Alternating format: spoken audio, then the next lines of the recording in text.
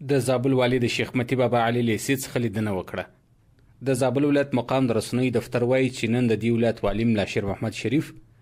د شیخ متی بابا علي لیسې څخه داسې مهال لیدنه وکړه چې د پوهنې ریاست رئیس او یو شمېر نورو منصوبینو هم ملتیا کول. د غونډې پر مهال د پوهنې رئیس مولوي عبدالرحمن حمیدي څرګنده کړه چې دا لومړی ځل دی چې د ولایت یو لوړپوړی مسؤل د یوې لیسې څخه لیدنه کوي، د ښوونکو او زده کوونکو ستونزې له نږدې اوري او د ښوونیز بهیر ارزونه کوي.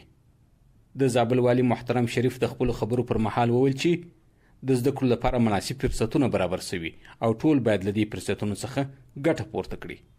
نوموړي ټینګار وکړ چې زده کوونکي دې د عصري علومو ترڅنګ د دیني علومو زده کړې ته هم پاملرنه وکړي، څو د اسلامي او ملي ارزښتونو له مخې روزل شوي او ګټور شخصیتونه وګرځي. د لیدنې په پای کې محترم شریف د لیسې له ښوونکو سره جلا غونډه وکړه او د ښوونځي اړوند یو شمېر وړاندیزونه منظور او لاسلیک کړل او همداراز د ځینو عاجلو ستونزو د حل په موخه نغدي مرسته وکړه.